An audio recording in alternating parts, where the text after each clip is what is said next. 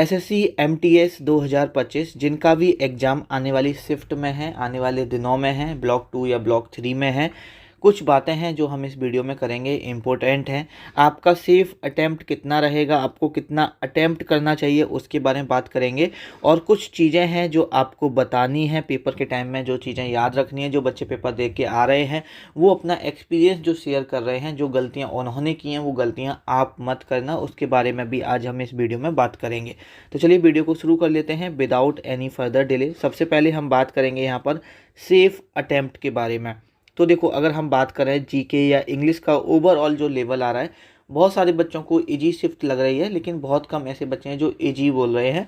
एक दो शिफ्ट हैं जो काफ़ी इजी आई हैं, लेकिन ज़्यादातर जो पेपर है, चाहे वो जीके का हो चाहे वो इंग्लिश का हो, इंग्लिश देखो इजी है लेकिन थोड़ा सा पैसेज हार्ड बना दिया है, पीक्यूआरएस हार्ड बना दिया है, तो थोड़ा सा मॉडरेट मान सकते हो आप। ओवरऑल अगर इंग्लिश और जीके में देखा जाए तो जीके ज़्यादा टफ आ रहा है, तो आपकी शिफ्ट हो सकती है कि मॉडरेट आए, ठीक है, या हो सकती है कि आपकी शिफ्ट टफ आए, इररेलेवेंट क्वेश्चन हो सकता है कि आपकी शिफ्ट में ज़्यादा आए। आपको पेपर देते वक्त ये पता चल जाएगा कि आपकी शिफ्ट मॉडरेट है, आपकी शिफ्ट इजी है, आपकी शिफ्ट हार्ड है। आपको 5-6 क्वेश्चन ही आ रहे हैं, 6-7 क्वेश्चन ही आ रहे हैं, 8-10 क्वेश्चन ही आ रहे हैं, कहने का मतलब है आपकी शिफ्ट हार्ड है। आपको अगर 12-13 क्वेश्चन आप बना पा रहे हो तो आपकी शिफ्ट मॉडरेट है, और अगर आप 16-17 क्वेश्चन भी जीके में बना पा रहे हो पहले अटेम्प्ट में ही, पहले वन गो में ही, तो आपकी शिफ्ट कहीं ना कहीं ईजी है। अगर हम बात करते हैं मॉडरेट में, तो आपको ट्राई करना कि 15 से लेके 20 क्वेश्चन अटेम्प्ट करना। सपोज आपने 12-13 क्वेश्चन आपको आते थे, 12-13 क्वेश्चन कर लिए, अब 2-3 क्वेश्चन ऐसे होंगे जिसमें आप ऑप्शन में या जिसमें आप basic sense, common sense use कर सकते हो। ज़्यादा क्वेश्चन अटेम्प्ट करने की कोशिश मत करना। 3-4 क्वेश्चन ऐसे होंगे जहाँ पर आपको ऐसा हो कि हाँ ये सही हो सकता है, वहाँ करना। ज़्यादा तुक्का मारने की कोशिश मत करना। वहीं पर अगर हार्ड शिफ्ट है तो हो सकता है कि आपको 7-8 क्वेश्चन ही आते हों, तो ज़्यादा गैस वर्क मत लेना। 4-5 क्वेश्चन में तो आपको लेना ही पड़ेगा, लेकिन ज़्यादा तुक्का मत मारना कि अब आता तो है नहीं कि मैं 25 में से 25 कर दूँ। तो अगर आप मॉडरेट आ रहा है तो 15 से 20 के बीच में आप अटैम्प्ट करने की कोशिश करना। हार्ड आ रहा है तो 12 से 15 क्वेश्चन अटैम्प्ट करने की कोशिश करना जीके के अंदर।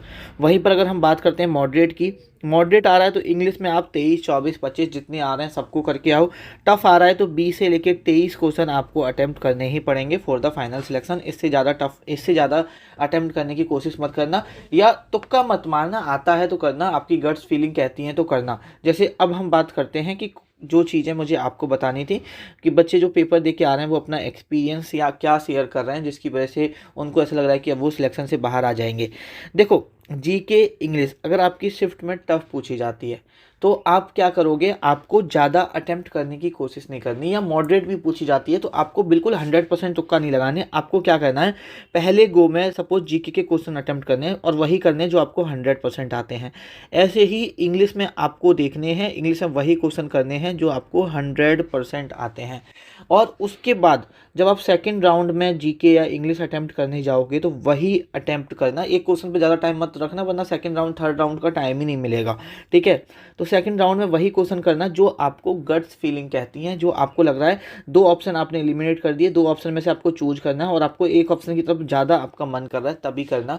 तुक्का मत मारना, चाहे आपका सिलेक्शन हो चाहे आपका सिलेक्शन ना हो, लेकिन मेरे भाई 100% तुक्का मार के मत आना। हाँ, अगर ऐसा है कि आप पूरा पेपर ही 70-80 नंबर का कर पाए हो तो आप फिर आपका सिलेक्शन तो वैसे भी नहीं होना, तो फिर आप तुक्का मार सकते हो। लेकिन अगर आपने 100 नंबर का भी पेपर कर दिया है, अगर आप SC ST कैटेगरी से हो, आपने 90 नंबर का भी पेपर कर दिया है, फिर कोई भी क्वेश्चन तुक्का मारने से पहले 10 बार सोचना, सिली मिस्टेक से 10 बार सोचना। और जो इररेलेवेंट क्वेश्चन है उन्हें करने की कोशिश मत करना कि मैं तो सारे ही क्वेश्चन करके जाऊंगा। इररेलेवेंट क्वेश्चन मत करना। एक बच्चा है 15 क्वेश्चन उन्होंने सही किए, उसके बाद उन्हें लगा कि यार इतने पे तो सिलेक्शन नहीं होगा, 8 क्वेश्चन उन्होंने और तुक्का मारे, और 8 क्वेश्चन जब उन्होंने घर आके देखा तो उनका एक क्वेश्चन भी सही नहीं है, सारे के सारे क्वेश्चन गलत हैं। अगर उनका कहना है कि अगर मैं ये 8 क्वेश्चन तुक्का नहीं मारता, ये 15 क्वेश्चन ही करके आता तो फिर भी पॉसिबिलिटी थी मेरी सिलेक्शन की, लेकिन अब ये 8 क्वेश्चन गलत हो गए, सारे नेगेटिव में मार्क्स चले गए। अब ये जो नंबर आने थे उसमें से 8 नंबर और कम आ जाएंगे, तो अब तो और ना के बराबर पॉसिबिलिटी है सिलेक्शन होने की। तो वही कह रहा हूँ कि आंख बंद करके क्वेश्चन मत लगाना। अगर आप SC ST कैटेगरी से हो तो आप अगर 90 नंबर का कर दिया तो आगे फिर अच्छे से ध्यान से करना, क्योंकि इस बार पहले के कंपैरिजन में कट ऑफ कम जाएगी, कट ऑफ में चेंजेस देखने को मिलेंगे। ऐसा नहीं है कि बहुत ज़्यादा कम जाएगी, लेकिन हाँ, आप अगर SC ST कैटेगरी से हो तो आप 90 नंबर, आप EWS OBC यूआर कैटेगरी, अगर आपने 100 से लेके 105 110 नंबर तक का आपको लगता है आपने सही अटेम्प्ट किया है, तो भाई फिर तुक्का मारने से थोड़ा सा बचना। ऐसा ना हो कि इतने नंबर पर, अभी देखो कितना कट ऑफ जाएगा, कितने रॉ मार्क्स पे जाएगा, अभी कुछ कहना उतना सही नहीं है, लेकिन इतने नंबर पे भी सिलेक्शन होने के चांसेस हैं इस बार, ये मैं आपको इंश्योर कर रहा हूँ। तो आप उसके बाद 100% तुक्का मत मारना। अगर आपको लगे कि हाँ अब मुझे आगे करना चाहिए, मुझे ये आता है, इसमें मैं रिस्क ले सकता हूँ, तभी लेना।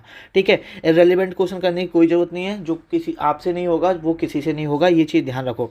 और देखो, आपके दिमाग में ये चीज़ रहनी चाहिए कि भैया पैटर्न चेंज हुआ है, पेपर आप जैसे कभी कभी क्या होता है, जैसे आप 10 क्वेश्चन ही कर पा रहे हो जीके में, आपको सिर्फ 10 क्वेश्चन ही हैं जो आ रहे हैं, आपको 7-8 क्वेश्चन ही हैं जो आ रहे हैं, तो आपको ऐसा लगता है यार आपका पढ़ा हुआ नहीं आ रहा है। तो आपको अपने ऊपर डाउट नहीं करना है, आपको ये आना चाहिए आपके दिमाग में कि भाई पेपर भी टफ हो सकता है, तो आप आगे के जो क्वेश्चन है बड़े ही सावधानी से करो। जो सिली मिस्टेक्स हैं वो आपको 100% अवॉइड करनी है, सिली मिस्टेक्स मेरे भाई नहीं करनी है। आने वाली शिफ्ट में अभी देखो जो पैटर्न चल रहा है, जो टॉपिक इंपॉर्टेंट है उनको ज़्यादा पढ़ो। आपको करंट अफेयर ज़्यादा पढ़ने की जरूरत नहीं है, पॉलिटी ज़्यादा पढ़ने की जरूरत नहीं है, आपको ज़्यादा फोकस रखना है जैसे एंशिएंट इंडिया पर।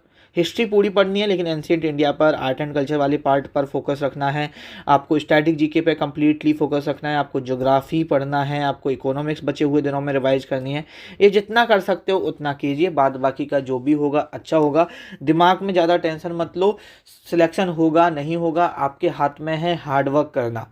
और जब हम सच्चे मन से हार्डवर्क करते हैं तो हमें पॉजिटिव रिजल्ट ज़रूर मिलता है। और हार्ड वर्क हम शुरू से फ्रॉम द डे वन हम इस एग्ज़ाम के लिए करते आए हैं, तो जो भी होगा अच्छा होगा।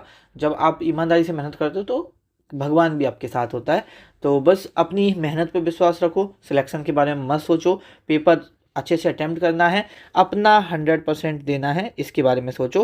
पेपर में सिलेक्शन लेना है इसके बारे में नहीं, अपना 100% देना है। ठीक है, प्रेजेंस ऑफ माइंड से पेपर देना। कोई भी ऑप्शन लगा रहे हो तो 4 ऑप्शन और पढ़ लेना जो बचे, जैसे आपको लग रहा है ये क्वेश्चन का ये आपने पहला ऑप्शन पढ़ा, आपको लगता है यही है और आप आगे आपने लगाया और आप पे निकल गए आगे, लेकिन बचे हुए 3 ऑप्शन भी एक बार नज़र डाल लेना। आपको पता है यही है, लेकिन बचे हुए 3 ऑप्शन भी एक बार देख लेना। कभी कभी ऐसा लगता है यही है, लेकिन हम जब बचे हुए ऑप्शन पढ़ते हैं तो हमें समझ में आता है यार इसका ये भी हो सकता है। ठीक है, तो presence of mind, silly mistake को अवॉइड करना है। ठीक है, इररिलेवेंट क्वेश्चंस